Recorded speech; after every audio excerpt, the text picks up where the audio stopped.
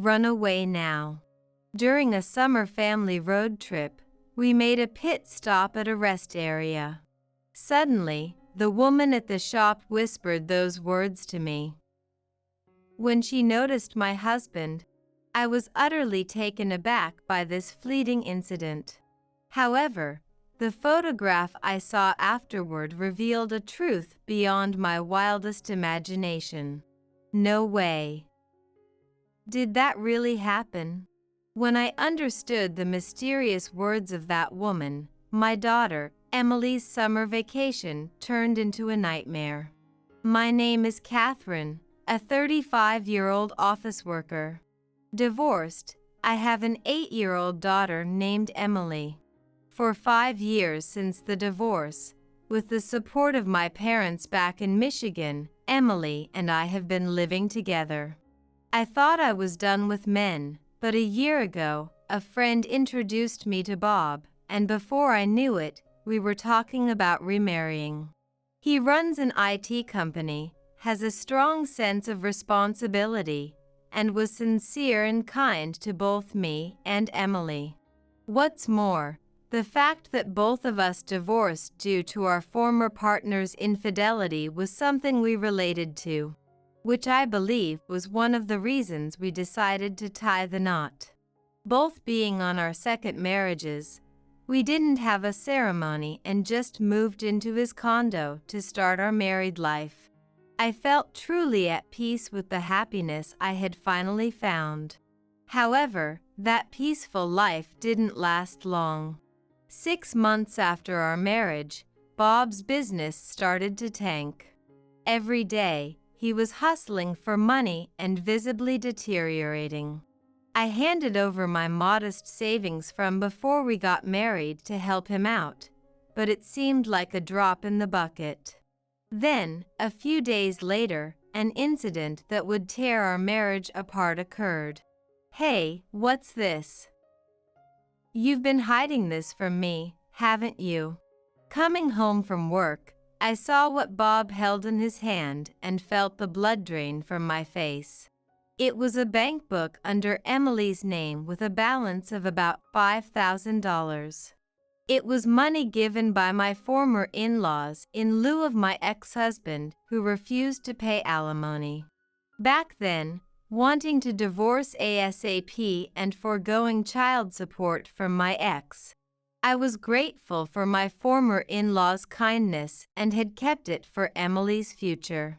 I regretted not hiding the bank book from Bob's reach.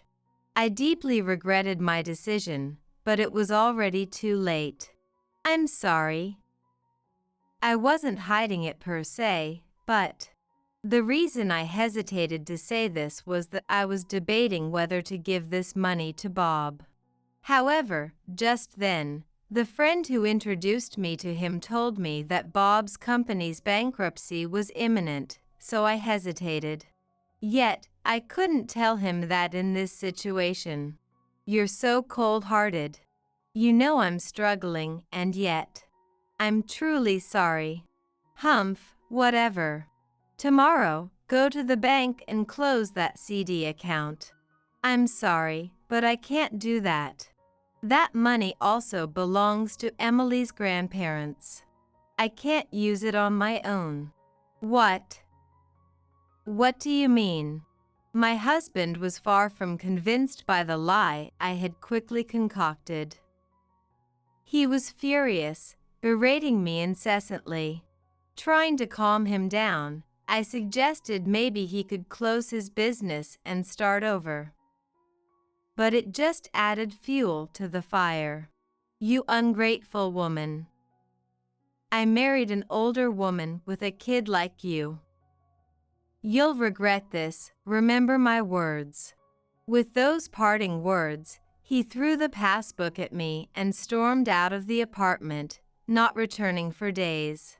Left alone, I lamented my fate, wondering how things had come to this.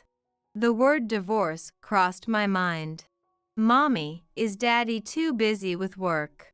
Seeing the worried look on Emily's face made my heart ache, fearing she'd lose another father figure. It's okay, honey. Daddy will be back soon." With hope and reassurance, I awaited his return. When Bob finally came home a week later, he said he had managed to secure some funds. His mood had completely shifted from his earlier anger, and seeing his cheerful face, relief washed over me. "I'm sorry for causing you so much worry. It's all right. I should be the one apologizing for not understanding your struggles. Hey, how about we make up and go on a family trip? Emily is on summer break. How about a beach getaway?" At Bob's suggestion, Emily was ecstatic. Wanting to mend our relationship, I was fully on board and immediately applied for time off from work. Bob's friend had a beach house we could use, so that became our destination. Come the day, we set off for the beach, about a 3-hour drive, with Bob at the wheel. Along the way, we stopped at a highway rest stop. I left Emily with Bob to have some ice cream while I did some shopping at the store. As I was about to leave the shop, I heard a voice. "Excuse me." I turned to see a woman standing there. "You left this behind." She held out my phone. I realized she was the cashier from earlier. Wondering when I had dropped it, I thanked her. But what happened next was unexpected. She suddenly whispered, "Get out of here now." I was taken aback and tried to get a better look at her face, but the calling voices of Bob and Emily distracted me. By the time I looked back, she had vanished. What on earth was that all about? I searched the store, but there was no sign of her anywhere. Is something wrong? No, it's nothing. I felt suspicious, but for some reason, I couldn't bring myself to mention her to Bob. In no time, we arrived at the vacation home and quickly headed to the beach about a 10-minute walk away. There's a hidden spot nearby where we can see stars at night. Let's go there later, Bob suggested. Hearing this, Emily was thrilled, and soon I had forgotten about the woman at the rest stop. A few hours later, I had to make a work call and decided to head back to the vacation home for a bit. Emily then mentioned she needed the restroom, so we both left Bob, who was napping on the beach. As soon as we got to the vacation home, Emily, in her haste, accidentally kicked Bob's duffel bag, scattering its contents. While urging Emily to finish up and gathering the spilled items, I came across a bag of sleeping pills and paused. Why would Bob have these? Maybe he's having trouble sleeping because of work stress. While pondering, my phone rang. It was my friend, Summer. She's the one who introduced me to Bob and has been a trusted friend and confidant for years. I heard something concerning and thought you should know. After some small talk, she dove into the main topic about Bob. Both Summer and I knew that Bob had been previously married, but it turned out that his former wife had died in an accident. I didn't think much of it, assuming he didn't want to bring up a painful past. But as Summer continued, I realized the gravity of the situation. The accident with Bob's former wife happened 3 years ago, right here at this very beach. She had slipped and fallen into the sea while they were watching stars at a cape during their trip. There was a large life insurance policy on her. At the time, Bob was questioned by the police, but due to insufficient evidence, it was ruled an accident, Summer said. Hearing this, I felt a chill run down my spine. Actually, shortly after getting married, at Bob's suggestion, we both took out insurance policies naming each other as beneficiaries. Then, when Summer texted me saying, I got a picture of Bob's ex-wife, Sophia, I was speechless. The woman whispering "run away" to me at a highway rest area was Bob's previous wife. She's gone, isn't she? I was confused, but right now, I knew I had to escape. Emily. Get dressed now. I quickly changed Emily out of her swimsuit, grabbed our things, and ran out of the vacation house. I remembered there was a police station on the way here and sprinted towards it. Emily, not understanding why, tried her best to keep up. Help me, please. Upon arriving, I began to tell the officer about Bob but found myself at a loss for words. How do I even explain all of this? Questions raced through my mind. Nevertheless, I desperately tried to convey the imminent danger I felt. That's when I heard a voice behind me say, "Hey." Turning around, I saw Bob, who'd chased us by car. I was paralyzed with fear. "There you are." I was worried. "Officer, I apologize. I lost my wife and daughter while sightseeing." Bob lied smoothly and flashed a charming smile, apologizing to the officer. Fooled by Bob's demeanor, the officer remarked, "You shouldn't worry your husband like that." But beneath his calm exterior, I noticed Bob's eyes weren't smiling at all. It scared me. I realized that without evidence, everything would be dismissed as my overactive imagination. "I'm sorry. Let's go home." I thanked the officer and left the station. The thing is, there was a sudden issue at work. I had to go back. I was going to ask for directions to the train station at the police station. "You should have called me first. I thought you were napping and didn't want to wake you." I was planning to call after getting on the train. Bob looked skeptical of my explanations. "I'll call the office again and see if I can get a colleague to handle it." I pretended to call my office, ensuring I put a good distance between Bob and myself. Then I lied. Turns out I don't need to go back. And we decided to return to the vacation home. If Bob is really after me, I'll stand up to him and expose his past sins. On the car ride home, I steeled myself, my determination burning brighter. When we got back and had dinner, Emily, tired from playing, seemed ready to sleep. Yet, she pestered, "I want to see the stars." But I convinced her, "We'll do that tomorrow," and took her to bed. Now, it's adult time. Let's have a drink, just the two of us tonight. I'm sorry, I'm pretty tired too. Mind if I sleep with Emily?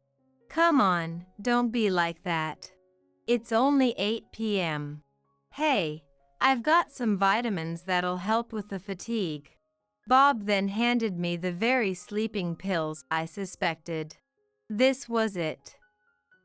I decided to confront him and find out his true intentions. "Hey, those aren't vitamins. They're sleeping pills, right? What are you talking about?" "I'm sorry, I saw the bag they came in 3 years ago. Did you do the same with Sophia?" Bob's face stiffened at the mention of his ex-wife. But in the next moment, he burst out laughing. "Ha ha ha. I thought you've been acting strange. You thought that of me.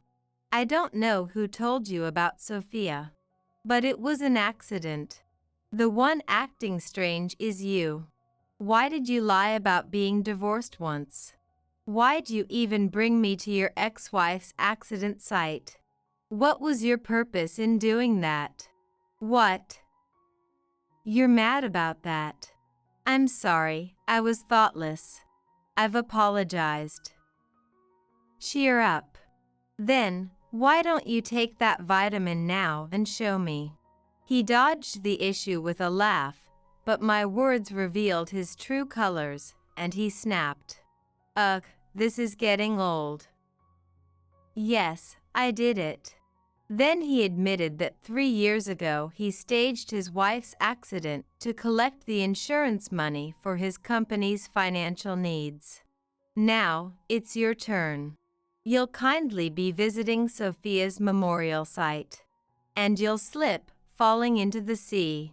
Please, don't lay a finger on Emily." From somewhere, he fetched a rope, and while I pleaded tearfully, he tied my hands. "Of course. Just you will do. It wouldn't benefit me a cent to harm that kid." Then he dragged me to the parked car, threw me in the back seat, and drove off. Bob was in high spirits in the car, recounting in detail how he killed his previous wife. "She was a foolish woman. But you were even easier to fool." Soon, we arrived at the scene. He pulled me out of the car and led me to the edge of a cliff. "Goodbye." He untied the rope from my hands, and with a shove toward the sea, he lunged at me. "Here we go." In that moment, I grabbed my husband's shirt, pulled off a perfect shoulder throw, and pinned him to the ground, twisting his wrist hard. Suddenly, car headlights flashed, and my friend Summer rushed to my aid. I had been on the phone with her, secretly recording my conversation with my husband from the cabin. "I'm so sorry, Catherine. It's my fault for introducing you to such a jerk. Let's talk later. Grab that rope over there." "Ouch." "Stop it." "What the? Who are you people? Did you trick me?" My husband was utterly baffled by my unexpected retaliation and Summer's sudden appearance. "Don't compare us to your deceitful ways." Actually, Summer and I had taken judo classes in the past and had learned some basic self-defense. But I had never really mentioned it to my husband, so he was clueless. "Sorry for seeming so easygoing. But I'm not as dumb as you think." Summer and I, defending ourselves, restrained my struggling husband, wrapping him with the duct tape from her car. "Stop. Help. Man, he's annoying. Why don't we just toss him into the ocean? He can just claim he slipped in. Please, don't say things like that. Please, please forgive me."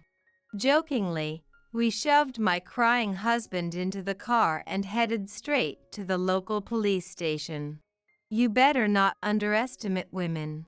I bid my husband farewell and handed over the recorded conversation to the police. What was surprising was how quickly Summer had arrived at such a secluded location. "Hey, you made it here without getting lost, huh?" "Well, I actually wandered around a bit lost. A lady passing by gave me directions. But I feel like I've seen her somewhere before. I wonder, could it have been Sophia, my husband's ex-wife?" I gave a mischievous grin, and Summer's eyes widened in shock. Later on, my husband faced a heavy sentence due to a reinvestigation of an incident from 3 years ago and a recent attempted crime.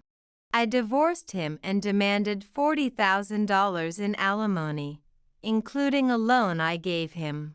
He sold his only asset, a condo, to pay me and the compensation to Sophia's parents. On the other hand, Emily and I went back to our peaceful life. Ever since, my daughter, who expressed an interest in learning judo, and I have been regularly attending classes together. After things settled down, Summer, Emily, and I visited Sophia's parents' home. We paid our respects, and I felt like Sophia, in her memorial photo, gave us a gentle smile.